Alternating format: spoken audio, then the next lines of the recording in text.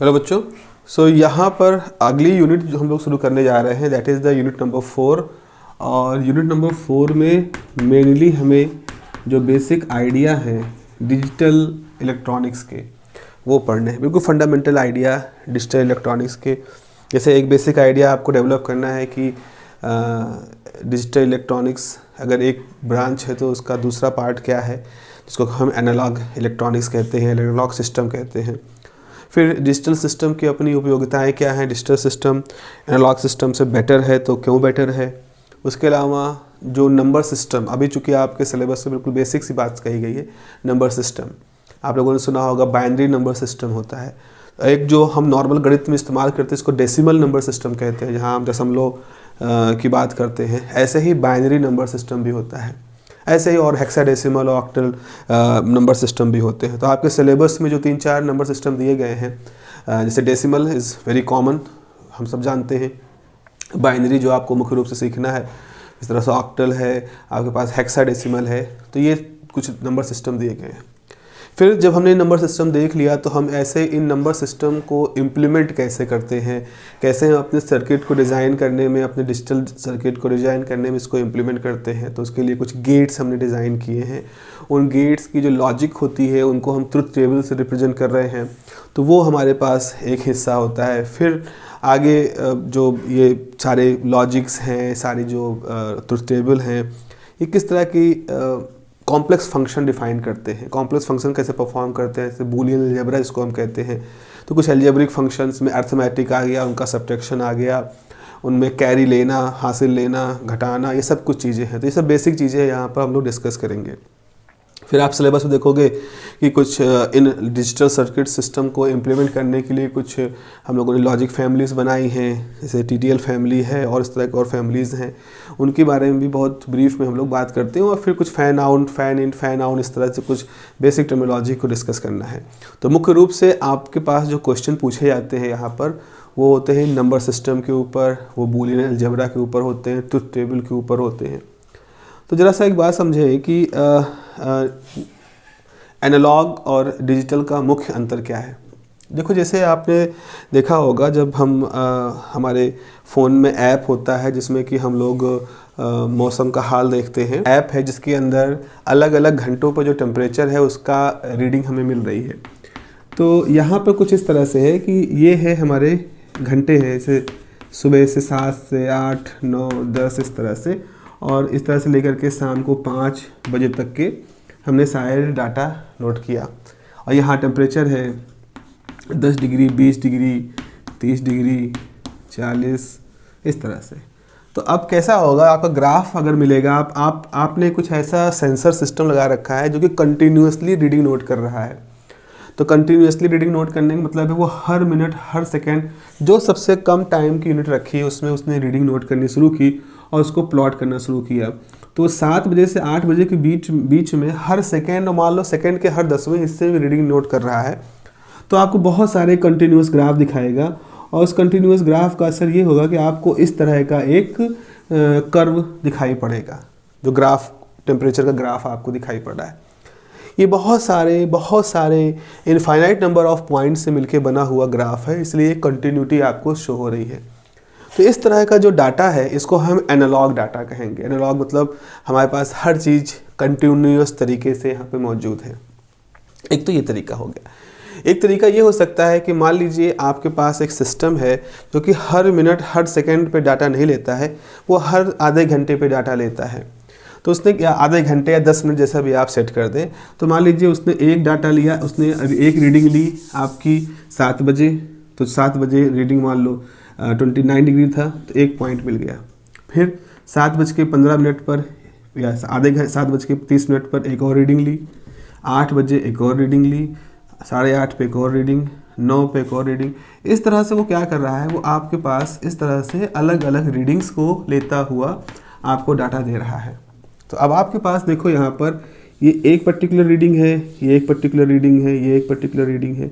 इन दोनों के बीच में सिस्टम ने कुछ भी नहीं रिसीव किया है, कुछ भी स्टोर नहीं किया। वो पर्टिकुलर सिस्टम हर आधे घंटे पे ऑन होता है, रीडिंग लेता है एंड डाटा स्टोर कर लेता है।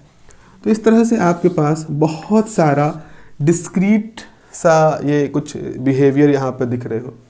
Now this is very much like digitalisation.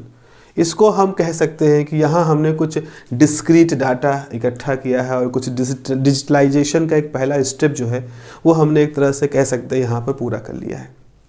तो हमें मुख्य रूप से पहले तो दो चीज़ें समझना है। जो कंटिन्यूटी है, जो कि बहुत सारे पॉइंट से मिलकर बना है, उसको हम एनालॉग सिग्नल कहेंगे, और जो इस तरह से डिस्क्रीट वैल्यू के जो डाटा ले रहे हैं उनको हम डिजिटल सिस्टम कहेंगे।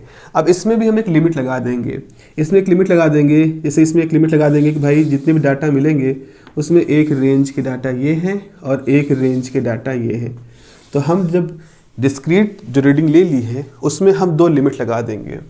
इस लिमिट के अंदर जितने भी डाटा आएंगे उन सबको हम एक तरह का लॉजिक दे देंगे। मान लो उसको हमने दे दिया लॉजिक 0, और इस रेंज में जितने भी डाटा आएंगे उसको हम दे देंगे एक दूसरा लॉजिक जिसको हम कह देंगे लॉजिक 1। तो इस तरह से ये सारी वैल्यूज़ जो हैं उनको एक लॉजिक मिल जाएगा, इन सारी वैल्यूज़ को एक लॉजिक मिल जाएगा, लेकिन इन दोनों के बीच में जो कुछ भी होगा उसको हम कोई भी लॉजिक नहीं दे पाएंगे। फिर उसके लिए बहुत सारे थ्योरम हैं, कैसे हम इनको राउंड ऑफ करें, कैसे इनको फिगर आउट करके क्या करें।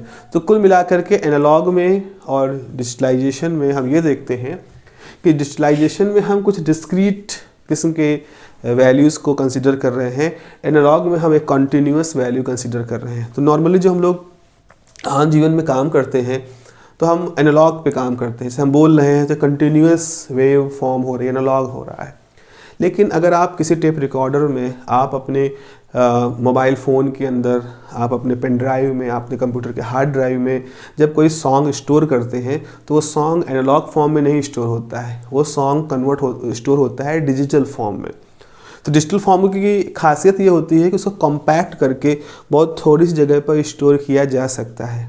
आप अगर देखें पुराने ज़माने में जो कैसेट होते थे, तो जो कैसेट होते थे एक कैसेट में बहुत रील होती थी, मैग्नेटिक टेप जैसा होता था, और एक कैसेट का साइज भी अच्छा खासा होता था, और हार्डली उसमें वो तो डिपेंड करता था कैसेट के साइज पर, फिर भी कितने 15 से 20, 10-15 गाने आप उसके अंदर स्टोर करते थे। मान लो 5-7 इधर, 5-7 दूसरी तरफ, दोनों तरफ। फिर धीरे धीरे उसको, जब वो एनालॉग पूरा हिसाब किताब था टेप रिकॉर्डर का जो था, फिर धीरे धीरे हमने उसको कॉम्पैक्ट करना सीखा तो हमारे पास कॉम्पैक्ट डिस्क आ गई, सीडी पे क्या होता था कि वो सारा डाटा डिजिटल फॉर्म में स्टोर होता था, लेकिन उसमें बहुत अच्छी कंप्रेसिबिलिटी नहीं थी। फिर धीरे धीरे हमारे पास छोटे छोटे पेन ड्राइव आ गई, पेन ड्राइव का आकार छोटा हो गया, कैपेसिटी बढ़ती गई। ये ऐसे बढ़ रही है कि हम रोज़ दर रोज़ डिजिटलाइजेशन के प्रोसेस में एफिशिएंसी बढ़ाते जा रहे हैं। हम चीज़ों को, डाटा को और कंप्रेस फॉर्म में एक बहुत छोटी जगह पर कंप्रेस करना सीख रहे हैं। तो इस तरह से हम, लेकिन जब भी हम सुनते हैं तो हम वापस से उस डिजिटल को एनालॉग में कन्वर्ट करते हैं। तो एक तरह से आप समझ लो कि जब भी आप कोई मूवी देख रहे हो, जब भी आप कोई सिग्नल रिसीव कर रहे हो, जब भी आप गाना सुन रहे हो, और जब गाना स्टोर कर रहे हो, तो गाना स्टोर करना मतलब होता है एनालॉग से डिजिटल में कन्वर्ट करना। फिर उस पेन ड्राइव को लगा कर गाना सुनना मतलब होता है डिजिटल से एनालॉग में कन्वर्ट करना। तो इस तरह से analogue to digital, digital to analogue, ये कुछ ऐसी बातें हो चुकी हैं जो कि हम अब कंटिन्यूस तरीके से रोज़मर्रा की लाइफ में यूज कर रहे हैं। तो जरा जल्दी से लिखें, there are two basic ways, रास्ते होते, there are two basic ways for representing the numerical value of, there are two basic ways of representing the numerical values of different physical quantities,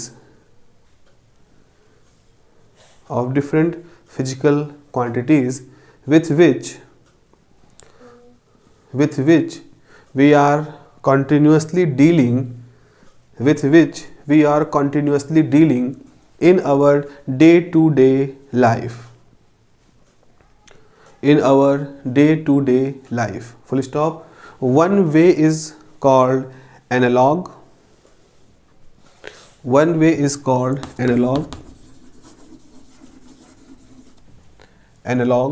And another is termed as digital.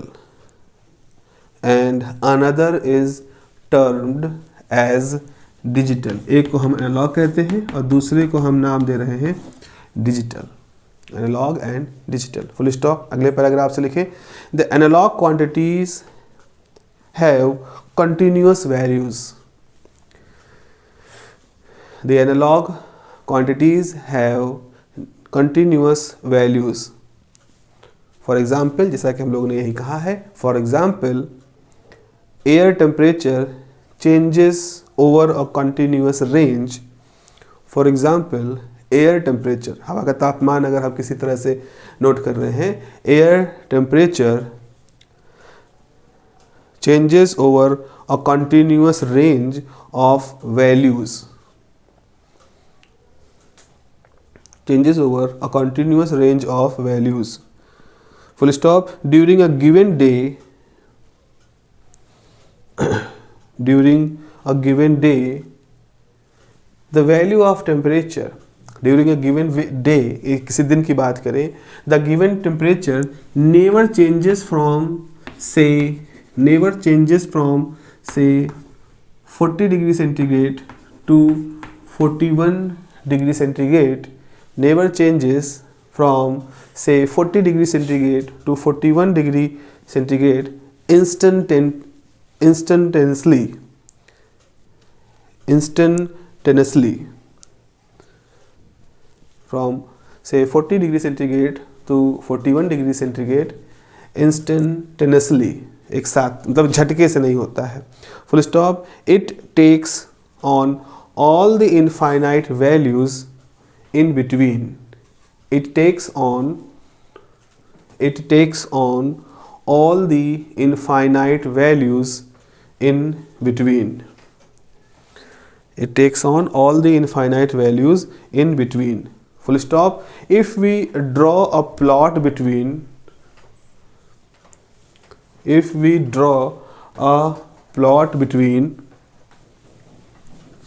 temperature,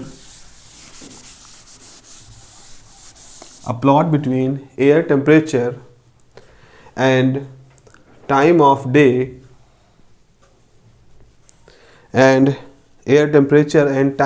day, we would observe a continuous curve.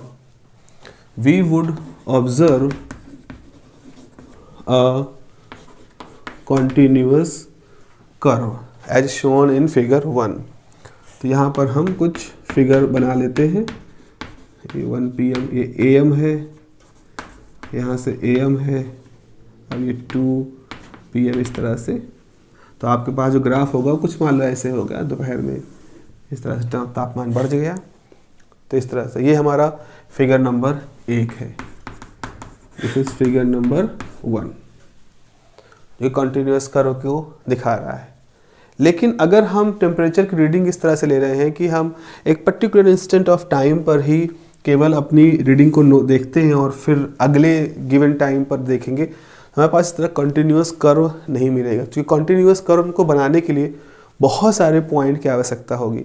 अगर आप हर 10-10 minute या आधा घंटे पे point ले रहे हो तो आपके पास इतने सारे पॉइंट नहीं मिलेंगे कि उससे कंटिन्यूअस कर्व बन पाए. तो अगले पैराग्राफ्स लिखेंगे, but if we take a temperature reading at every hour, अगर हम हर घंटे पे लें, but if we take a temperature reading at every hour, then the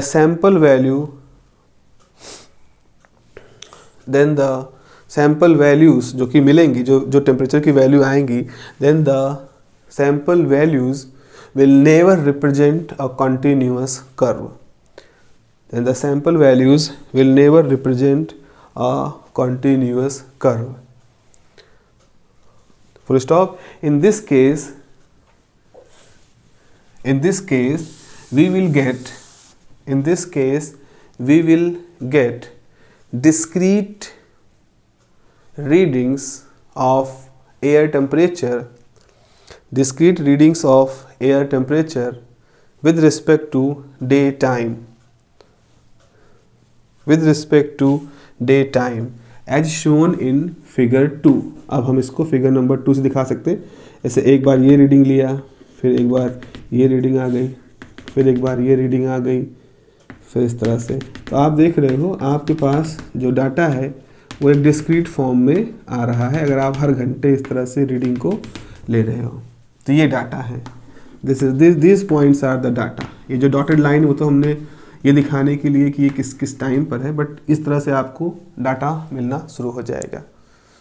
तो यहाँ से हमने पहली बार डिस्क्रीटनेस के बारे, अभी इसको हम डिजिटल नहीं कहेंगे, अभी इसको डिजिटल नहीं किया है। ये कोई डिजिटल में हम देखेंगे कि जब बाइनरी से डिजिटल हम करते हैं तो डिजिटल में हम या तो 0 या 1 यही केवल 2 वैल्यूज़ का इस्तेमाल करते हैं, लेकिन यहाँ तो अभी भी हमारे पास बहुत सारी वैल्यू हैं।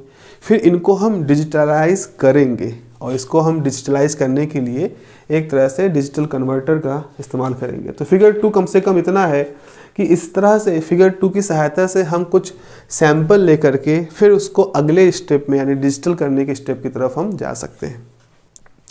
अब सवाल ये आता है कि आखिर डिजिटल करने पर, किसी सिग्नल को डिजिटलाइज करने से हमारा लाभ क्या है, हमारा स्वार्थ क्या है उसके पीछे।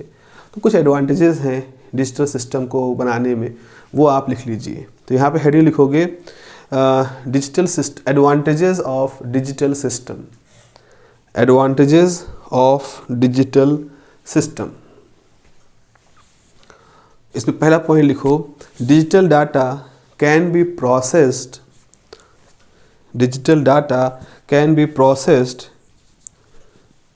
and transmitted, digital data can be processed and transmitted transmitted with more efficiency, transmitted with more efficiency and reliability, and more efficiency and reliability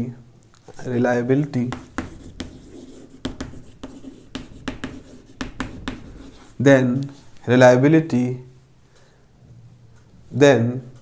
the analog data, analog data की तुलना में ज़्यादा एफिशिएंट तरीके से और ज़्यादा भरोसेमंद तरीके से इसको ट्रांसमिट किया जा सकता है। दूसरा है digital data can be stored, इकट्ठा कर सकते हैं, जो कि इसकी बहुत बड़ी खासियत है।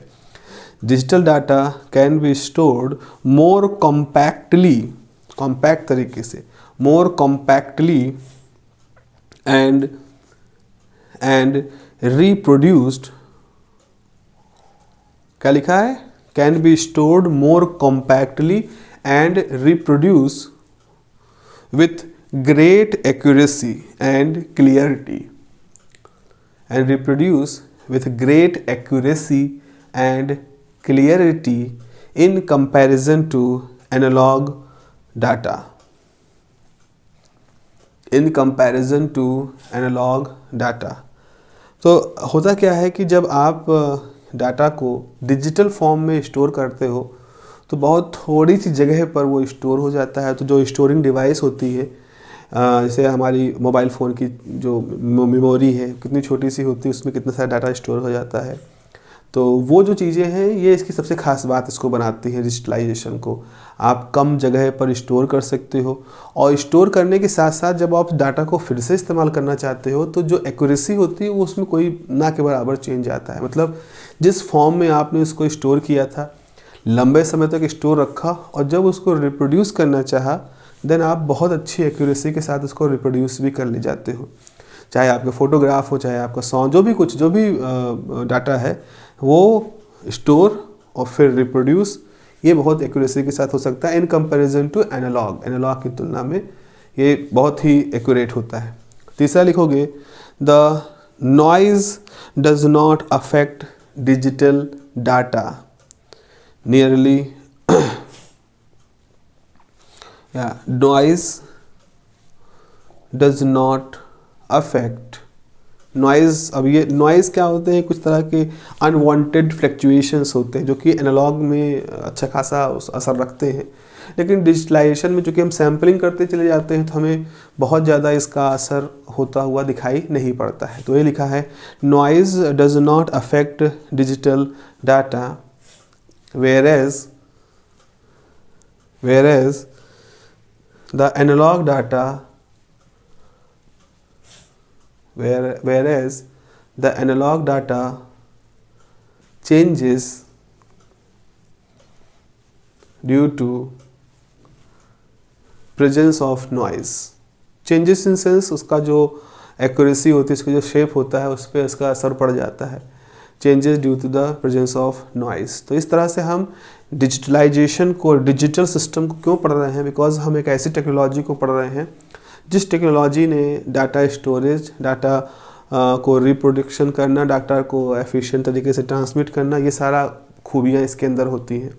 अब ये डाटा का मतलब क्या है? डाटा का मतलब एनीथिंग जो कि आप कंज्यूम कर रहे हो, चाहे आप आवाज़ सुन रहे हो, चाहे आप जैसे इस तरह से हम लोग बात कर रहे हैं, तो ये भी पूरा डिजिटलाइजेशन हो रहा है। हम बोल रहे हैं एनालॉग में, लेकिन जो स्टोर हो रहा है वो डिजिटल में, इसका जो भी प्रोसेस होगा वो डिजिटल में। ये कहीं पर हम क्लाउड पे शेयर करेंगे डिजिटल में, आप उसको जो वहाँ से अपने नेट के थ्रू उस पर ट्रांसमिट करोगे डिजिटल फॉर्म में, लेकिन फिर से स्पीकर जब मेरी आवाज़ और मेरे वीडियो आपको दिखाएगा तो वो एनालॉग फॉर्म में होगा। तो इस तरह से हम analog to digital, digital to analogue, ये आज की डेट में हम नॉर्मल लाइफ में हर तरफ यूज कर रहे हैं। तो जब भी आप पेन ड्राइव से कुछ देखते हो, पेन ड्राइव में स्टोर करते हो, पेन ड्राइव से प्रिंट निकालते हो, या फिर जो भी कुछ ये आप इस्तेमाल करो, this is all the part of this processes.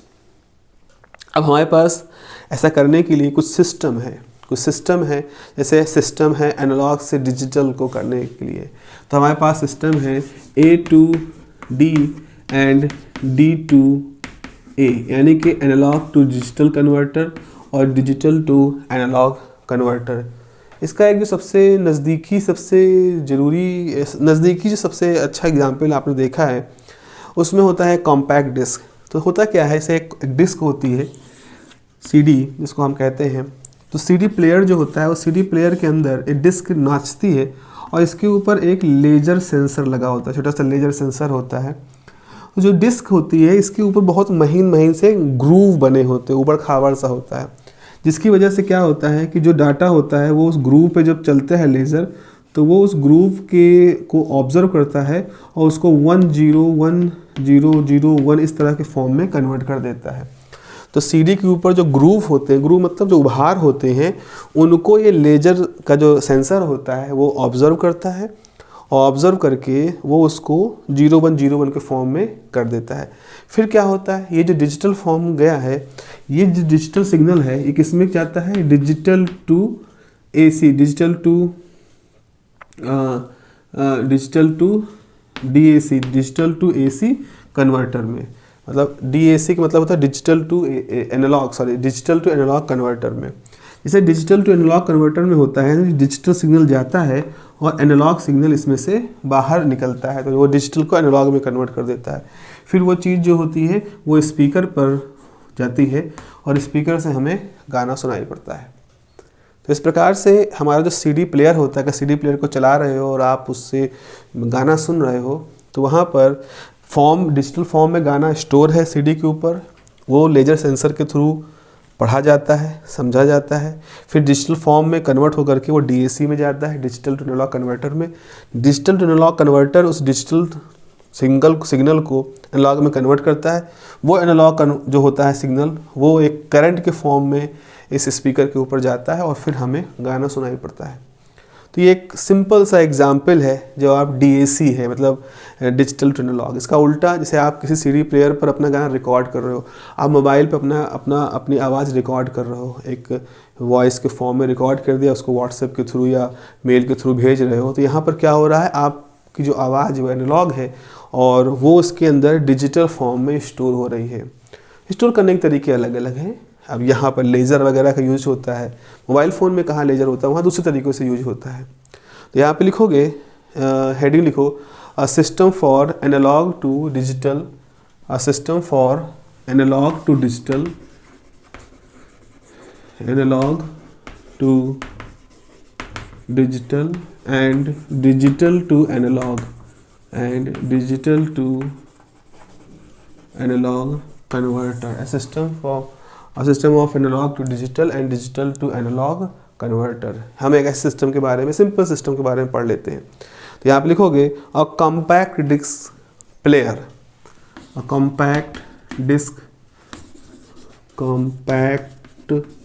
Compact disc player यानी कि CD player.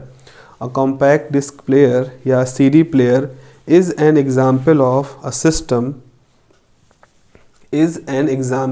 system where both digital and analog circuits are used। where both digital and analog circuits are used.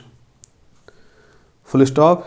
In it, the music is stored in digital form on the CD.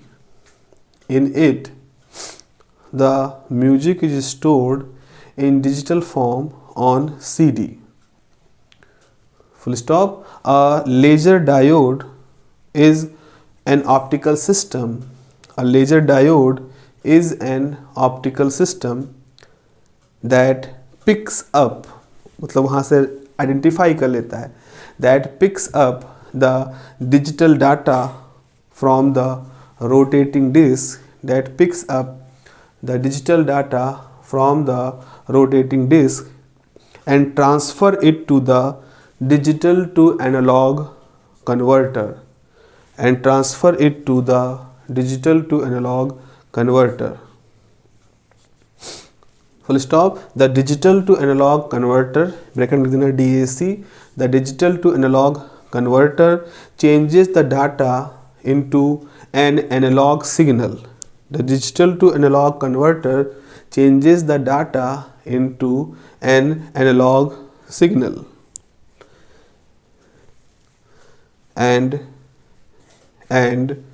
this signal is applied over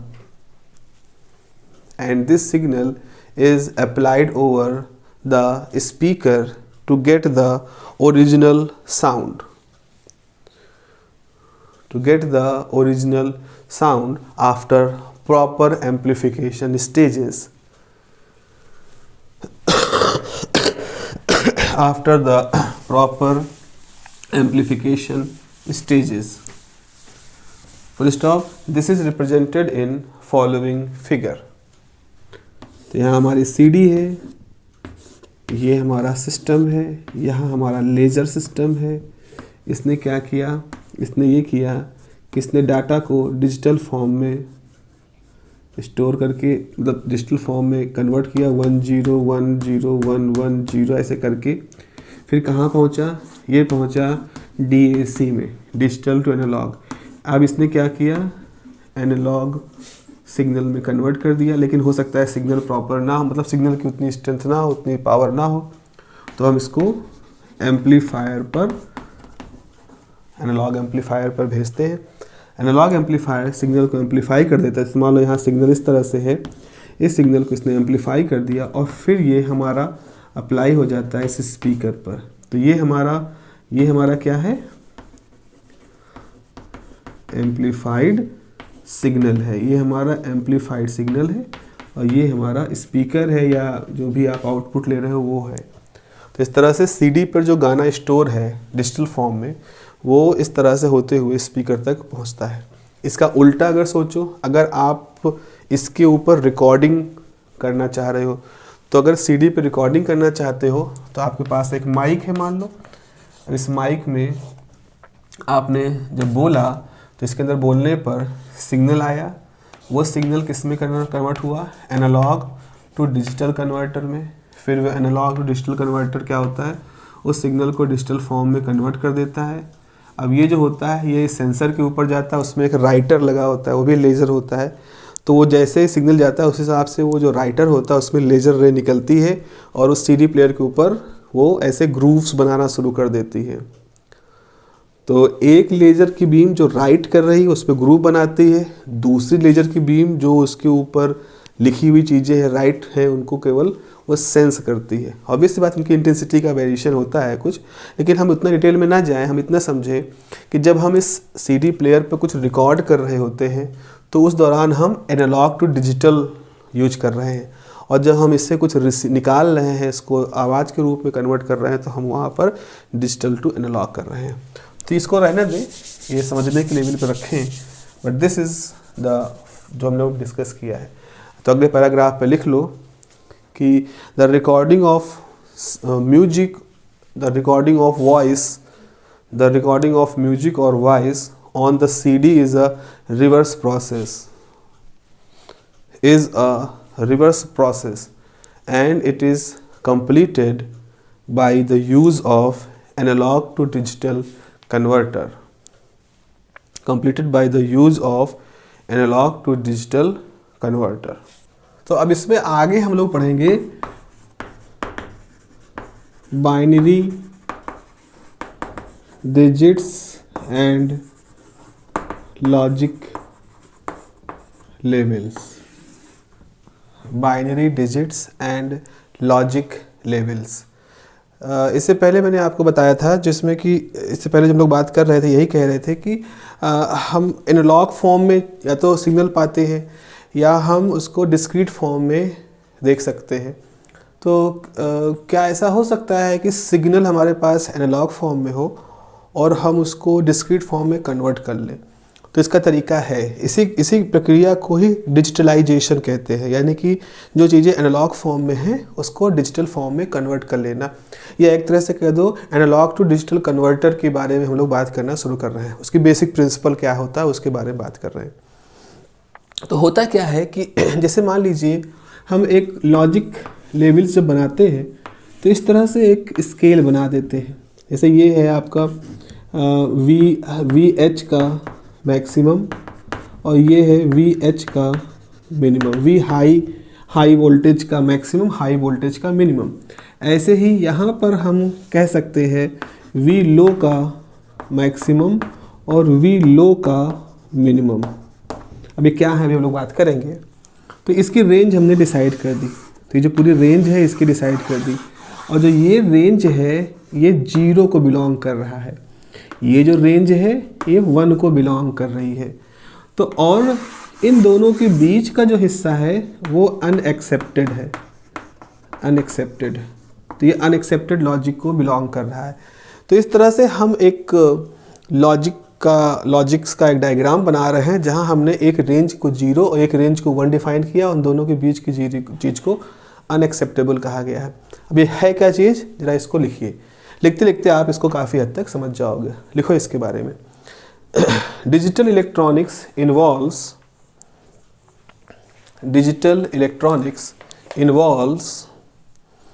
circuit and systems. Digital electronic involves the circuit and systems in which there are only two possible states. There are only two possible states. केवल दो ही अवस्थाएं होती हैं। Full stop. These states are represented by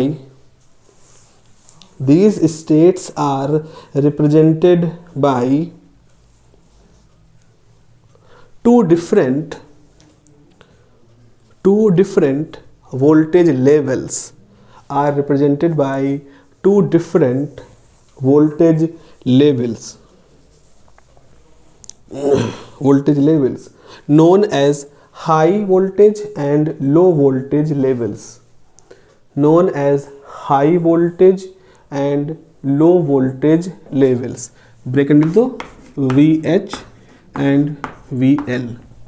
VH मतलब high voltage level और VL मतलब low voltage level. यहाँ पे लिखे correspond to this voltage level system. Correspond to this voltage level system. We define a number system. Corresponding to this voltage level system, we may define a number system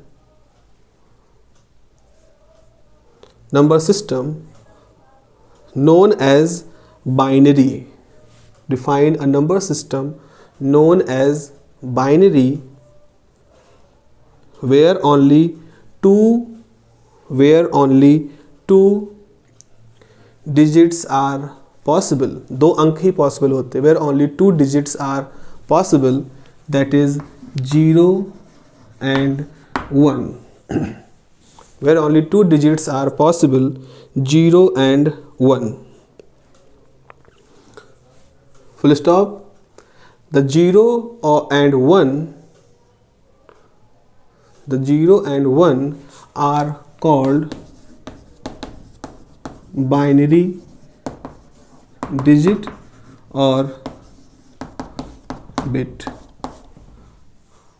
the 0 और and 1 is called binary digit और bit. अब bit जो है वो असल में compress form है, binary digit का कंप्रेस फॉर्म है बिट। तो यहाँ पे लिखोगे बिट इज कंप्रेस्ड या short form, compressed form of binary digit. Bit जो है, bit is compressed form of binary digit. तो बाइनरी डिजिट यहाँ पे 0 और 1 यही दो होते हैं। यहाँ पे लिखेंगे इन digital circuit, in digital circuit these two bits are represented by, in digital circuit these two bits are represented by, these two bits are represented by two different voltage levels, are represented by two different voltage levels as shown in given figure. Two different voltage levels as shown in given figure. Just a minute.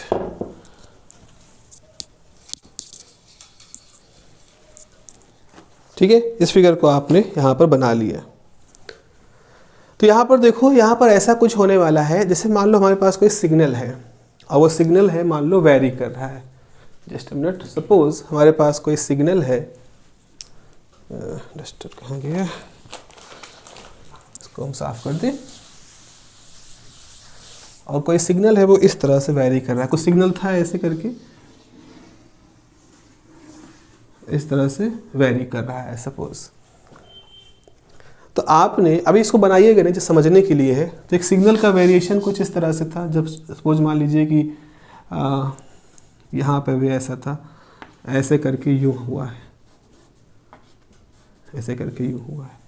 तो देखो, जो signal का ये वाला हिस्सा था ये इस वी लो से नीचे है, तो ये इस रेंज में है।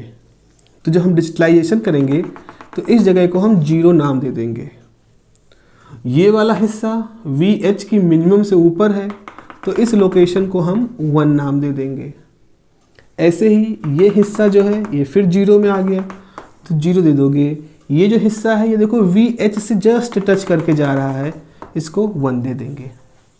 तो इस तरह से हमारे लिए जो वेरिएशन होगा सिग्नल का, जो कि एनालॉग टाइप का है, वो हमारे द्वारा डिसाइड किए गए ये जो 2 हाई और लो वोल्टेज लेवल सिस्टम है, उसके हिसाब से हम हर टर्न के लिए 0101 यहाँ पर रख सकते हैं। अब आप कहोगे सर इसका क्या होगा, इसको क्या मानेंगे, 0 मानेंगे 1 मानेंगे? तो हम कहेंगे नहीं, ये तो इस लेवल सिस्टम के हिसाब से ये चीज़ अनडिफाइंड हो जाएगी। तो आप कहोगे यानी इसके लिए हम डिसाइड नहीं कर पाएंगे कि 0 होगा या 1 होगा? तो हम कहेंगे बिल्कुल, इसके लिए हम डिसाइड नहीं कर पाएंगे। अब आपको यहाँ दिक्कत समझ में आ रही होगी। तो इस दिक्कत को दूर करने के लिए हमारे पास अब डिजिटल इलेक्ट्रॉनिक्स में न्यूक्विस्ट थ्योरम वगैरह हैं, जो थ्योरम हमें बताती है कि अगर हमारे अपने सिग्नल का हमने कोई वेरिएशन देखा तो हम उसमें से सबसे ऐसा कौन सा अप्रोप्रिएट वोल्टेज लेवल सेट कर दें कि कहीं भी 0-1 का लॉस ना हो। तो हम मान लीजिए हमको मालूम है कि सिग्नल में इस तरह का वेरिएशन है, हमें मालूम है कि सिग्नल जिसको हमें कन्वर्ट करना है उसके बारे में मालूम है, तो हम क्या करेंगे, उसकी सैम्पलिंग करेंगे। फिर सैम्पलिंग करके उसका न्यूक्विस्ट थ्योरम में रखेंगे। फिर न्यूक्विस्ट थ्योरम हमको खुद बताएगा कि इस सैम्पल के लिए आप ये वोल्टेज रेंज चुनो, तब आप पूरे सिग्नल को मैक्सिमम 0101 में कन्वर्ट कर दोगे। कम से कम चीज़ें अनएक्सेप्टेड रेंज में आएंगी, ना के बराबर एक्सेप्टेड रेंज में आएंगी। That these are some sampling. बहुत तरह की फिल्टरिंग होती है, कैंपमान फिल्टरिंग, बहुत कुछ होता है जो कि इस सारे काम को करता है। आपको उतना नहीं जाना है, बस आपको बेसिक आइडिया ये समझना है कि अगर हमारे पास कुछ कंटिन्यूस सिग्नल हैं जो वेरी कर रही हैं, तो हम अपने द्वारा डिसाइड किए हुए 2 वोल्टेज लॉजिक के थ्रू, इसको हम पॉजिटिव लॉजिक कहते हैं, जो कि हमारे सिग्नल में से मिनिमम और मैक्सिमम को डिसाइड करके उनको 0101 में कन्वर्ट कर देता है। इस तरह से कुछ ये काम करता है। तो यहाँ पे लिखो, in above figure the voltage used to represent a 1 and 0 is called logic levels. In above figure the voltage used to represent 1 and 0 is called the logic levels. It's called the logic levels. अब इसमें पहले अब कुछ point लिख लो. पहला point लिखो, the variable VH max, ये एक वेरिएबल है, ये इसको हम चेंज कर सकते हैं किसी एक सिस्टम के लिए, इसको हम फिट कर देते हैं, फिर उसके बाद इसको फिर छेड़ेंगे नहीं. तो यहाँ आप लिखोगे the variable VH max represent maximum of high voltage value. VH max represented the maximum of high voltage value and VH minimum, ये वाला, and VH minimum represented the minimum of high voltage value. तो VH max क्या है, इस high, VH मतलब high voltage value का maximum limit, और VH minimum है हाई वोल्टेज वैल्यू का मिनिमम लिमिट. दूसरा पॉइंट लिखो, the VL max represented the maximum value of low voltage level. The maximum value of low voltage level, and VL minimum represented the minimum value of low voltage level. और तीसरा point लिखोगे VL max और VH minimum के बीच में. ये देखो, VL max ये है और VH मिनिमम ये है. तो VL max से VL मिनिमम के बीच का जो हिस्सा होता है वो एक तरह से आप कह लो अनएक्सेप्टेबल होता है. उसको हम अनएक्सेप्ट करते हैं, मतलब हम उसके लिए कोई भी लॉजिक डिफाइन नहीं करते हैं. अब हमें अगर वहाँ पर हमारे कुछ हिस्से आ रहे हैं तो हम अपनी लेवल को एडजस्ट करके अपनी सिग्नल को मैक्सिमम 0 या 1 में कन्वर्ट करने के लिए अपना कुछ रेंज चुन लेंगे. अगर कॉन्टिन्यूअस कर दिया, अगर आपने दोनों को मिला दिया, तो इसका मतलब है इस वैल्यू से लेकर के इस वैल्यू तक सब एक्सेप्ट है, तब तो फिर वो तो कॉन्टिन्यूअस हो जाएगा, वो तो फिर आपका 0 1 में कन्वर्ट ही नहीं होगा. तो इसीलिए हम क्या करते हैं, इनके बीच गैप रखते हैं, लेकिन वो गैप कितना ऑप्टिमम होना चाहिए उसके पीछे हमारे कुछ गणित के तरीके हैं, कुछ थ्योरम्स हैं जिससे हम वो कर सकते हैं. तो आगे लिखेंगे आप इसमें, the voltage value between VL max and VH minimum. The voltage value between VL max and VH minimum is called unacceptable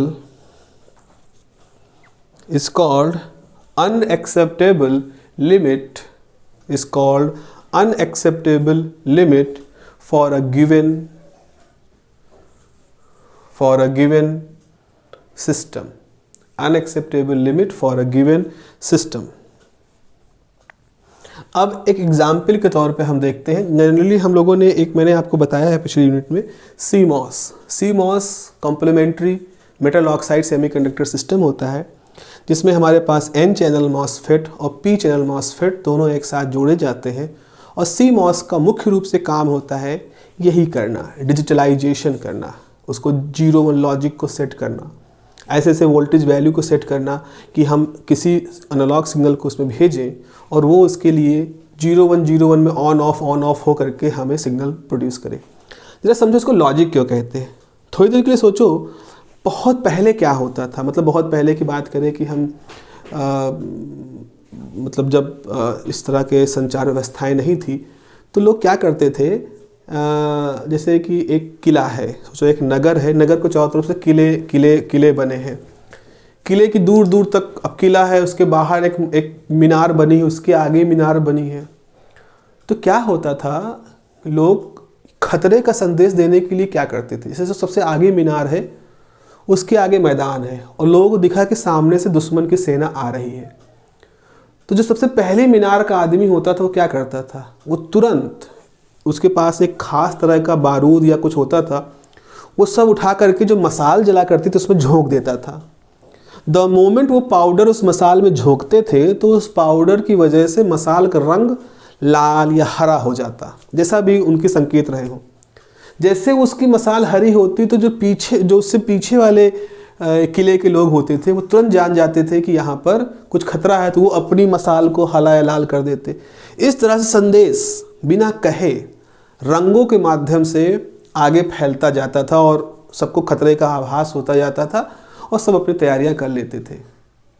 ठीक है। या जैसे आपने कोई चीज़ ऑन किया, जैसे आपने कहा कि ठीक है मैं जाऊंगा, अगर मैं 2 बार टॉर्च जलाऊं तो इसका मतलब रास्ता साफ है, अगर मैं टॉर्च जलाए रखूं इसका मतलब खतरा है। इस तरह से संदेश बना दिए। तो जिस तरह से हम जलाने को यस कहें, बुझाने को नो कहें, बार बार जलाने बुझाने को, इवन जब स्काउट गाइड वगैरह होता है तो उसमें SOS संदेश जो होते हैं, खतरे के संदेश, उसके लिए भी ऐसे लोग करते हैं। मोर्स कोड में SOS का एक सिंबल होता था पहले ज़माने में, तो हम वैसा ही कुछ कर रहे हैं। जैसे वहाँ पे हमने कहा कि भाई लाल जले तो इसका मतलब है खतरा है, और अगर हरा जले इसका मतलब है सब कुछ शांत है, ऐसा कुछ बना लो।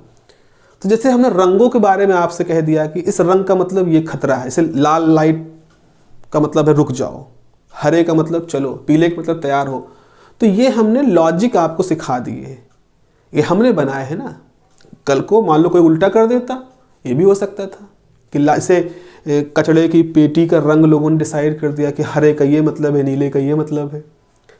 तो जिस तरह से हम अपने सामान्य जीवन को ठीक से काम करते रहे के लिए ट्रैफिक के रंगों को तय कर दिया, कूड़े की पेटी के रंगों को तय कर दिया, डिफरेंट टाइप के सिंबल हमने सड़क किनारे लगा दिए, हरे लाल पीले, उससे उस तरह से हम जब डिजिटल सिस्टम यूज करेंगे तो हमने उसमें वोल्टेज लेवल सेट कर दी कि भाई सिग्नल आएगा इस वोल्टेज लेवल के बीच में है तो 1 होगा, इस वोल्टेज लेवल के बीच में है तो 0 होगा। और इसको सबने सार्वभौमिक रूप से मान लिया, सबने कहा कि ठीक है वी आर एक्सेप्टिंग दिस। जैसे लाल पे ट्रैफिक रुकता है तो भारत में भी रुकता है, यूके में भी रुकता है, दुनिया के हर कोने में ट्रैफिक सिग्नल में लाल का मतलब रुकना ही होता है। तो हम सब ने यूनिफॉर्म तरीके से माना। तो हमारे पास डिजिटलाइजेशन के लिए कौन सा है system? CMOS is the most appropriate system.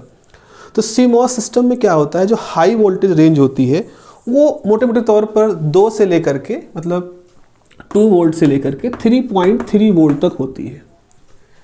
ये एक तरह का स्टैंडर्डाइजेशन है। और ऐसे ही अगर हम इसकी लोएस्ट वैल्यू कहें तो जो लोएस्ट वैल्यू होती है वो 0 से लेकर के 0.3 वोल्ट तक होती है। तो इसका मतलब है अगर रेंज 0 से 0.3 के बीच में है तो इसको हम 0 मानेंगे, इसके बीच में है। और कहीं पर अगर 2 से 3.3 के बीच में है तो हम उसको 1 लॉजिक के रूप में देखेंगे। और इसी तरीके का इस्तेमाल करके हम अपनी पूरी एनालॉग सिग्नल को डिजिटलाइज करते हुए चले जाएंगे।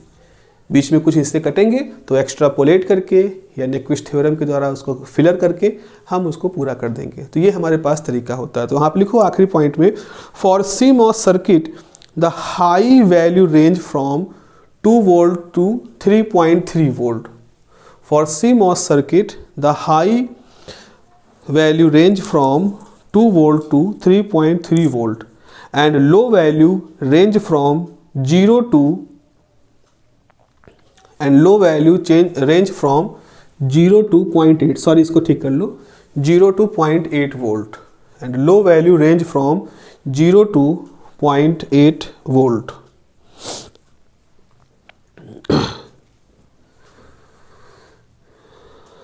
ठीक है। तो इस तरह से हम अपने सिस्टम को डिजिटलाइज कर सकते हैं। CMOS सिस्टम को CMOS की सहायता से हम इसको डिजिटलाइज कर सकते हैं। चलिए, ये तो एक बेसिक अवेयरनेस हो गई हमारे पास। अभी हमारा सिलेबस जो है, सिलेबस का जो पहला टॉपिक है वो अब शुरू होगा। हालांकि शुरू अब होगा, इस सब चीज़ें आपको लगेगी कि फिर इसको क्यों पढ़ाया, लेकिन आगे जब हम लॉजिक सर्किट और जो बेसिक अंडरस्टैंडिंग पढ़ेंगे तो हमें सबकी आवश्यकता पड़ेगी, इसीलिए शुरू में ही इसको हम लोगों ने देख लिया है। आगे हम लोग बात करेंगे नंबर सिस्टम की। नंबर सिस्टम जैसे हमने अभी यहाँ 0-1 सिस्टम देखा, ये वो सिस्टम है जिसको कि डिजिटल सर्किट में अडॉप्ट किया है हमने, बाइनरी नंबर सिस्टम को। ऐसे ही हमने बहुत तरीके के नंबर सिस्टम बना रखे हैं। तो हेडिंग आप लिखोगे नंबर सिस्टम। एक नंबर सिस्टम जो आप बचपन से पढ़ते आ रहे हो उसे हम कहते हैं डेसिमल नंबर सिस्टम। जैसे कहीं लिखा है 325.221 ऐसे लिखा है, ठीक है, ये है डेसिमल। तो इसे क्या कहते हैं? इसे वंस पोजीशन कहते हैं ना, इकाई। इसे टेंस पोजीशन कहते हैं, दहाई। इसे 100th पोजीशन कहते हैं, सैकड़ा। तो इकाई, दहाई, सैकड़ा। इसका मतलब ये है कि इसको लिखना है आपको, तो आप लिखना होगा 5 गुणे 1 प्लस 2 गुणे 10 प्लस 3 गुणे 100। क्या किया, ये जो नंबर है इसको इसकी प्लेस वैल्यू, इसके स्थानीय मान से गुणा कर रहे हो। तो डेसिमल सिस्टम से जब आप इधर जाते हो, डेसिमल सिस्टम से इधर जाते हो, तो आप क्या करते हो, 1, ये 1 पोजीशन है, तो 1 पोजीशन को ऐसे लिख सकते हो ना, 10 to power 0, 10 to power 0 is 1। इसको लिख सकते हो 10 टू पावर 1, इसको लिख सकते हो 10 टू पावर 2। यानी कि हम इसका स्थानीय मान अगर लिखना चाहें, प्लेस वैल्यू, तो इसकी प्लेस वैल्यू है 10 टू पावर 0, इसकी प्लेस वैल्यू 10 टू पावर 1, इसकी प्लेस वैल्यू 10 टू पावर 2, ऐसे ही 10 टू पावर 3, और ऐसे ही आप आगे बढ़ते रहोगे। तो डेसिमल सिस्टम में आप उसको डेसिमल इसलिए कहते हैं क्योंकि डेसी यानी 10 के फैक्टर पे वो काम करता है। 10 के ऊपर आप पावर रेज कर रहे हो। डेसिमल के आगे जाओगे तो क्या होगा, डेसिमल के आगे जाओगे तो इसकी वैल्यू होगी 1/10, इसकी वैल्यू होगी 1/10 की पावर 1, 1/10 की पावर 2, 1/10 की पावर 3। यानी कि ये 2 क्या है, 2/10, ये है 2/100, ये है 1/1000। तो डेसिमल के लेफ्ट में आप चलते हो तो 10 टू पावर इस तरह से रेज करते हो, डेसिमल के राइट चलते हो तो आप डेसिमल की पावर इस तरह से फ्रैक्शन में रेज करते हो। लेकिन आप देख रहे हो यूज आप 10 की पावर ही करते हो। तो this is called the decimal system, जो कि हम समान रूप से अंकगणित वगैरह में अपने यूज करते हैं। अब 10 के साथ हम काम करते हैं, तो 10 के साथ काम करने के लिए हमने 0, 1, 2, 3, 4, 5, 6, 7, 8, 9 इन 10 सिंबल को खोज की है हमने। डेसिमल के लिए हमने इन 10 चिन्हों की खोज की है। ये 0 है, 0 है, ये 1 का सिंबल है, ये 2 का सिंबल है। ये तो रोमन तरीके से है। हिंदी में आप लिखते हो 0 कहते हो, 1 कहते हो, 2 कहते हो, 3, 4, 5, 6, 7, 8, 9 इस तरह से कुछ भी सिंबल यूज कर लो। आप इसको चाहे ऐसे कहो 1, 2, 3, 4, 5, 6, 7, 8, 9 कुछ भी इस तरह से। तो हम इन चिन्हों को तो कैसे भी यूज कर सकते हैं। आपको चिन्ह पे नहीं समझना है कि ये 2 व्हाट इज 2, 2 इज अ मतलब ये सिर्फ उसका रिप्रेजेंट करने का एक सिंबल है। 2 को हम तब समझते हैं जब कोई चीज़ फिजिकली उसके बारे में सोचते हैं। अगर हम कहें 2 क्या है, तो 2 अपने आप में कुछ नहीं है, 2 सिर्फ एक चिन्ह है 2 का, जो कई तरह के बना सकते हो। हाँ, जब आपने ये कहा ये कितने हैं, हमने कहा ये 2 चौक के टुकड़े हैं, ये 2 उंगलियां हैं। तो 2 की सार्थकता तब होती है जब हम उसको किसी के साथ जोड़ते हैं। तो इस तरह से हमने समय के साथ ये 10 चिन्हों वाला एक सिंबल सिस्टम यूज किया, जिसको कि हम नंबर सिस्टम कहते हैं। अब जो बाइनरी डिजिट है उसमें हम सिर्फ 2 सिंबल यूज करेंगे, 0 और 1, और हम आपको दिखाएंगे आगे जा करके कि हम इन 2 चिन्हों का इस्तेमाल करके ये सारे चिन्ह बना सकते हैं। हम इन्हीं 2 सिंबलों का इस्तेमाल करके 9 भी लिख सकते हैं, हम इन्हीं 2 सिंबल का इस्तेमाल करके 7, 8 कुछ भी लिख सकते हैं।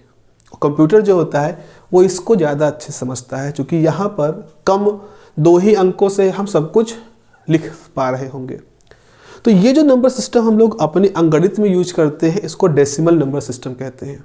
और जो ये नंबर सिस्टम है जो कि कंप्यूटर के लिए ज़्यादा उपयोगी है, इसको बाइनरी नंबर सिस्टम कहते हैं। इसमें सिर्फ 2 अंक इस्तेमाल करते हो, 2 चिन्ह इस्तेमाल करते हो। ऐसे हमने और भी नंबर सिस्टम खोजे हैं, सिर्फ डिजिटल तो डेसिमल तो बहुत पहले से हमारे पास था, अलावा हमने बाइनरी खोजा, हमने ऑक्टल नंबर सिस्टम खोजा जिसमें 8 चिन्हों का इस्तेमाल करते हैं। 8 चिन्ह, 8 सिंबल ही केवल इस्तेमाल करेंगे, ऑक्टल। ऐसे हेक्साडेसिमल भी सिस्टम हमने खोजा है जिसमें हम 16 सिंबल्स का इस्तेमाल करते हैं। हम 0, 1, 2, 3, 4, 5, 6, 7, 8, 9, फिर ABCDEF, ABCDEF, तो 6 ये और उधर 10, 16, तो 16 सिंबलों का इस्तेमाल करते हैं हेक्साडेसिमल। अब आप कहोगे कि इतने तरह तरह के हमने सिंबल क्यों खोज लिए। डेसिमल से चलो हम बाइनरी पे गए तो उसके हमारे अपने कारण थे, फिर ऑक्टल पे क्यों गए, फिर हेक्साडेसिमल पे क्यों गए। तो आप जब ये सब पढ़ते जाओगे, अभी जब नंबर सिस्टम पढ़ेंगे तो आपके सामने खुद ब खुद वो चैलेंज दिखेंगे कि भाई अब हम अगर और ज़्यादा बड़े अंकों को इनपुट देना चाह रहे हैं अपने कंप्यूटर के अंदर, तो हमें शायद कुछ ज़्यादा बड़ा नंबर सिस्टम यूज करना चाहिए जो 16 सिंबल पे काम करे, या डेसिमल और बाइनरी के बीच का कोई यूज करे ऑक्टल जो 8 चिन्हों पर काम करे, बाइनरी 2 चिन्हों पे काम करता है, डेसिमल 10 चिन्हों पे काम करता है। तो इस तरह से हमने कई सारे नंबर सिस्टम खोज रखे हैं, और उन सारे नंबर सिस्टम में हमें 3 पढ़ने जो आपके सिलेबस में है, 3 या 4 पढ़ने हैं। 3 पढ़ने, बाइनरी पढ़ना है, डेसिमल तो ऑब्वियस सी बात है, डेसिमल तो हम जानते हैं, डेसिमल है, बाइनरी है, ऑक्टल है और हेक्साडेसिमल है। और इस यूनिट का जो सबसे महत्वपूर्ण हिस्सा यही है कि how to convert the binary decimal to binary, how to convert the binary to octal, how to convert octal to decimal, octal to hexadecimal and vice versa. इसी के बीच में ही उलट पुलट करके हमें सब कुछ करना होता है। तो अगर नंबर सिस्टम की बात करें थोड़ा सा इसको और तरीके से, तो सामान्य रूप से हम एक पॉइंट डिसाइड करते हैं। This is called the radix point. Radix point, radix point से एक तरफ बढ़ोगे तो आपके पास होगा S0, S1, ऐसे ही S5, S6, ऐसे आप और भी ले सकते हो। तो आप ले सकते हो Sn-1, Sn, n में भी एनीथिंग। तो ये पहला है, दूसरा है, तीसरा है। इधर जाते हो तो इधर लिखते हो S-1, S-2 एंड S-m। और यहाँ पर बाहर आप एक लिख देते हो B। B इज़ वो नंबर सिस्टम का चिन्ह यहाँ पर हम रखेंगे। तो हम किसी भी नंबर सिस्टम को अगर हम समझाना चाहें तो हम इस तरह के एक फॉर्मूले को, इस तरह के एक जनरल रिलेशन को लिख सकते हैं। S इज़ एनी नंबर, ये उसके स्थानीय मान है। जैसे ये है 2 की पावर, इससे 10 टू पावर 0, 10 टू पावर 1, इस तरह 10 टू पावर जैसे भी बढ़ते जाओगे। ये है 1 अपॉन माइनस का मतलब 1 अपॉन 10, 1 अपॉन 10 टू पावर 2, ऐसे ही 1 अपॉन 10 टू पावर m। तो आप खुद ही सोच सकते हो, जैसे आपने डेसिमल से इधर जाओगे बाएं, तो जो सबसे बाहर का नंबर होगा, जैसे आप यहाँ लिखा है 3215, तो ये 5627 ऐसे आया। तो ये जो नंबर होगा ये मोस्ट सिग्निफिकेंट डिजिट होगी, सबसे बड़ा होगा ये। तो खुद ही सोचो, जैसे मान लिखा है 63921339, इस तरह लिखा है अगर मान लो कहीं, तो जो ये वाला अंक है ये सबसे छोटा है, क्योंकि ये है 9/123, 9/10 टू पावर 4। यानी ये जो 9 है इसकी वैल्यू कितनी है, 0.009। तो ये जो प्लेस है ये डेसिमल से चूंकि दूर है, इसीलिए सबसे कम महत्व का है, लीस्ट सिग्निफिकेंट है। तो ये आपका लीस्ट सिग्निफिकेंट डिजिट हो जाएगा, सबसे कम महत्व का स्थान। इसके बाद कोई और है तो वो और छोटा हो जाएगा। अभी चूंकि हम यहाँ रुक गए हैं तो हमने इसको LSD कहा, लेकिन अगर आप यहाँ दो इकाई, दहाई, सैकड़ा, हजार, तो ये 6000 है। तो सबसे महत्वपूर्ण तो यही है ना कि 6000 सबसे बड़ा नंबर यही दिखा रहा है। तो ये सबसे सिग्निफिकेंट डिजिट है, और ये हमारा रेडिक्स पॉइंट है। और ये B जो है ये अगर 10 है इसका मतलब डेसिमल सिस्टम है, ये 2 है तो इसका मतलब बाइनरी सिस्टम है, ये 16 है तो हेक्साडेसिमल सिस्टम है, ये 8 है तो ऑक्टल सिस्टम है।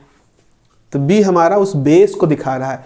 बेस मतलब किस आधार पर हम ये सब करने वाले हैं। तो अगर B की वैल्यू हमने 10 कर दी, इसका मतलब है 10 टू पावर 0, इसका मतलब 10 टू पावर 1 इसकी प्लेस, इसका मतलब 10 टू पावर n-1 है, इसका मतलब 1/10 है, इसका मतलब 1/10 टू पावर 2 है, इसका मतलब 1/10 टू पावर m है। अगर B की वैल्यू 10 है, अगर B की वैल्यू 2 है तो इसका मतलब 2 की पावर 0, 2 की पावर 1, 2 की पावर दिस इज 1/2, 2 की पावर 2, 2 की पावर m। तो ये हमारा बेस सिस्टम दिखाता है। ये जो रेडिक्स पॉइंट है, रेडिक्स पॉइंट वो पॉइंट होता है जिससे कहानी पलट जाती है। इसके बाएं तरफ जाओगे तो 2 की पावर जाओगे, और इसके दाईं तरफ जाओगे तो 1/, में जाओगे। तो ये रेडिक्स पॉइंट आपका कहलाता है। अगर ये और इस रेडिक्स पॉइंट अगर B10 होता है तो इस रेडिक्स पॉइंट का एक खास नाम दे दिया गया है, डेसिमल पॉइंट। डेसिमल पॉइंट इसीलिए कहते हैं क्योंकि ये B=10 यानी डेसिमल सिस्टम को बिलोंग करता है। इन जनरल अगर बाकी और बाइनरी सिस्टम के लिए रखोगे तो लोग बाइनरी के लिए भी डेसिमल कह देते हैं, लेकिन कहना नहीं चाहिए, कि decimal is for decimal system जहाँ बेस 10 होता है। अगर बाइनरी में आपने कोई डॉट लगाया है तो वो बाइनरी का रेडिक्स पॉइंट कहलाता है। तो ये तो फिर भी लोग डेसिमल कह देते हैं तो कह दें, उसमें खैर बहुत ज़्यादा उसमें रोकने वाली बात नहीं है। लेकिन अगर आप चीज़ों को थोड़ा सा करेक्टली कहना चाहो तो आप खुद ही कहो। जैसे हमने कहा कि हम वनस्पति घी खरीदने गए। वनस्पति घी तो बहुत सारी कंपनियों का मिलता है, बावर्ची का मिलता है, रथ का मिलता है और बहुत सारे पतंजलि का मिलता है। लेकिन हम सबसे कहते हैं डालडा दे दो। डालडा भी जबकि एक कंपनी का नाम था, वनस्पति घी का एक कंपनी का नाम था, है ना। तो यहाँ वैसा है कि हमने हर चीज़ को डालडा कहना शुरू कर दिया। अब डालडा कहा, उस व्यक्ति ने आपको बावर्ची का वनस्पति घी दे दिया। तो ये ऐसा ना जबान पे चढ़ने वाली बात हो गई है। तो हम हर पॉइंट को डेसिमल कह रहे हैं, but technically decimal is use for the B=10 system के लिए होता है। जल्दी से लिख लो, मेरे ख्याल से कुछ चीज़ें आपने यहाँ पे समझी होंगी। थोड़ा लिख लोगे फिर पढ़ोगे तो आप इसको और अच्छे समझ जाओगे। लिखो भाई, a number is a collection of a number system is collection of symbols. A number system is collection of symbols. Full stop. Each symbol's value, her symbol की जो value है, each symbol's value is a function of the type of the system. Each symbol's value is a function of the type of the system and its position. जैसे अगर हम s की बात करें, अगर बाइनरी सिस्टम है तो इसकी प्लेस वैल्यू है 2 की पावर 0 यानी कि 1। इसकी वैल्यू 2 की पावर 1 यानी 2। इसका स्थानीय मान 2 है। अगर डेसिमल सिस्टम है तो इसकी प्लेस वैल्यू है 10 टू पावर 0 यानी 1, 10 टू पावर 1 यानी 10, 10 टू पावर 2 यानी कि 100। तो किसी पर्टिकुलर सिंबल की वैल्यू कितनी होगी इस बात पे डिपेंड करेगा कि आपने कौन सा नंबर सिस्टम ले रखा। तभी आपने लिखा है कि ईच सिंबल्स, ये सिंबल ही तो है, each symbols value is a function of the type of the system and its place value and its position. Full stop. Number system are positional.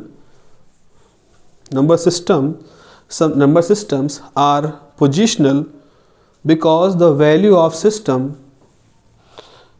number systems are positional because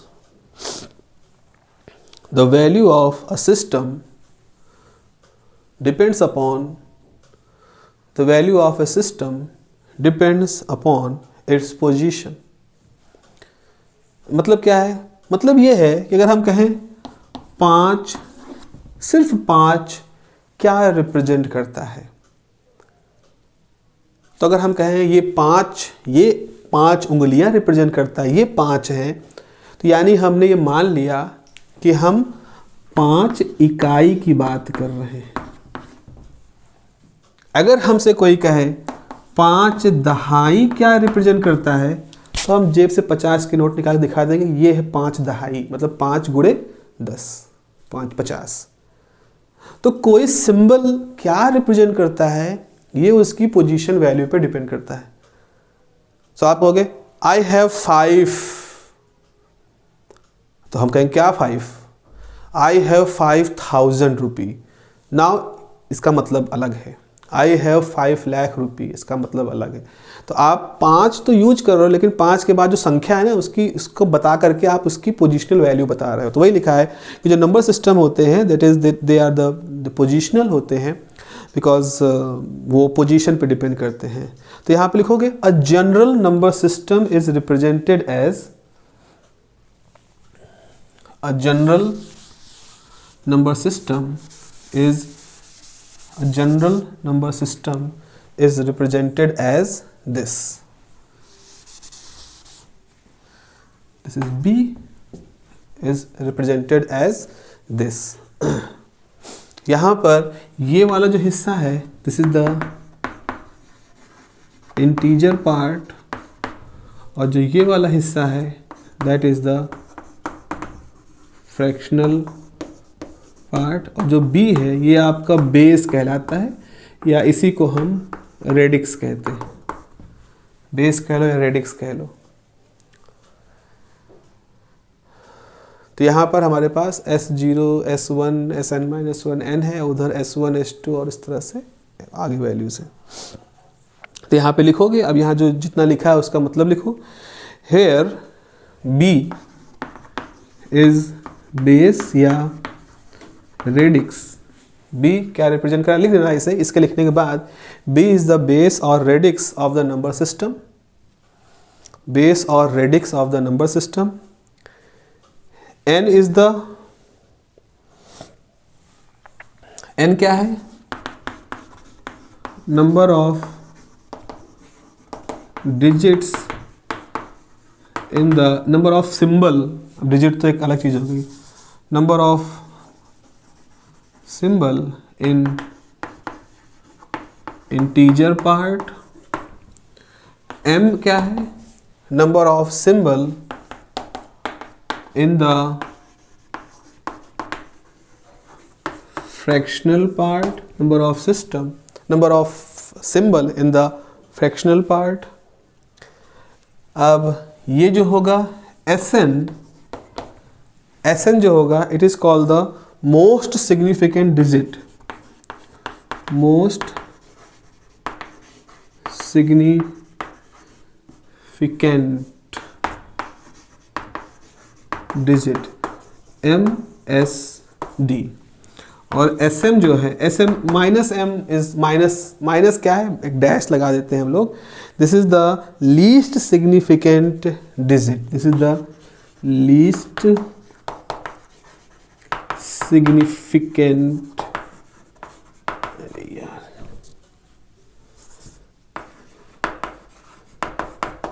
LSD, least significant digit. तो इस तरह से हमारे पास कुछ हो गए। तो on the basis of, इतना लिखने के बाद आप लिखोगे on the basis of numbers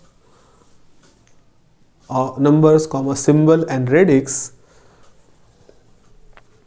on the basis of numbers symbol, on the basis of numbers symbol and radix, following important number systems are present, following important number systems are present। तो पहला important है decimal number system, जिसके लिए b की value 10 है। दूसरा होगा binary number system, जिसके लिए b 2 होगा। तीसरा है ऑक्टल नंबर सिस्टम, जिसके लिए b 8 है। और चौथा है हेक्साडेसिमल नंबर सिस्टम, जिसके लिए b 16 होगा। ठीक है प्यारो, तो इस तरह से हमने तो एक जनरल सी बात पढ़ी कि कोई नंबर सिस्टम का मतलब क्या होता है और कैसे हम उनका वर्गीकरण करते हैं अलग अलग तरह के नंबर सिस्टम में। अब अगली क्लास में हम लोग बात करेंगे what do you mean by decimal, what do you mean by binary, some example, what is octal, what is hexadecimal. इतना अगर आप जान जाओ तो फिर इनके इंटर कन्वर्जन पढ़ेंगे। अगर डेसिमल में दिया है तो बाइनरी में कैसे कन्वर्ट करो, बाइनरी में दिया है तो डेसिमल में कैसे कन्वर्ट करो, बाइनरी में दिया है तो ऑक्टल में कैसे करो, ऑक्टल का बाइनरी में, बाइनरी से हेक्साडेसिमल में, हेक्साडेसिमल से बाइनरी में। हमारा मुख्य लक्ष्य इसके साथ होगा, क्योंकि ये वो सिस्टम है जिसको हम लॉजिक में यूज करने वाले हैं। तो हमारा लक्ष्य ये होगा कि हम कैसे डेसिमल से बाइनरी में जा सकते हैं, कैसे बाइनरी से ऑक्टल में जा सकते हैं, बाइनरी से हेक्साडेसिमल में जा सकते हैं और इसका उल्टा। तो हम मुख्य रूप से अपने इस सिस्टम के कन्वर्जन को ध्यान रखेंगे, वरना कहने को तो हम डेसिमल से ऑक्टल में भी जा सकते हैं, डेसिमल से हेक्साडेसिमल में भी जा सकते हैं और इसका उल्टा। लेकिन चूंकि हमारे लिए अभी इस लेवल पे ज़्यादा महत्वपूर्ण जो आपसे क्वेश्चन पूछे जाते हैं उसमें बाइनरी जरूर होगा, बाइनरी टू दिस और इनका इंटर कन्वर्जन। तो वरना तो बहुत सारे हैं, हेक्साडेसिमल का ऑक्टल, अब ये भी हो सकता है, इसको आपस में कैसे करोगे, ऑक्टल को डेसिमल में कैसे करोगे, डेसिमल को हेक्सा में कैसे करोगे। इस तरह तो बहुत सारे कॉम्बिनेशन बन सकते हैं। लेकिन हम क्या इतने सारे कॉम्बिनेशन पढ़ें? नहीं, हमारा कॉम्बिनेशन, हमारे जो सिलेबस है वो मुख्य रूप से बाइनरी के इर्द गिर्द घूमेगा कि बाइनरी का अलग अलग सिस्टम में कैसा कन्वर्जन होता है और उसका उल्टा कैसा होता है। तो वो हमारे लिए ज़्यादा फ्रूटफुल होगा एग्ज़ाम पॉइंट ऑफ व्यू से। और ये बहुत ही इजी यूनिट है इस हिसाब से, बहुत ज़्यादा इसमें डिफ़िकल्टी नहीं है। आपको बिल्कुल बहुत बेसिक चीज़ें सीखनी पड़ेंगी, जोड़ घटाना भी इसमें सीखेंगे बाइनरी नंबर का। एक बार वो सीख लोगे, उस पर सीधे क्वेश्चन आते हैं और आप आराम से उस पूरे यूनिट में फुल मार्क्स ला सकते हो। क्योंकि जब जोड़ घटाना सीखेंगे तो जोड़ घटाना तो अब तो आ ही गया अच्छे से, थोड़ा बाइनरी में थोड़ा सा डिफरेंस होगा, वो आप पूरा कर लोगे तो you can get the full marks. ठीक है, चलो फिर अगले में हम लोग बात करेंगे कि हाउ टू कन्वर्ट, पहले तो ये देखेंगे होते कैसे हैं, इनका सिंबलाइजेशन कैसे होता है, देन इनका इंटर कन्वर्जन पढ़ेंगे। ठीक है, चलिए फिर कल मिलते हैं अगली क्लास में।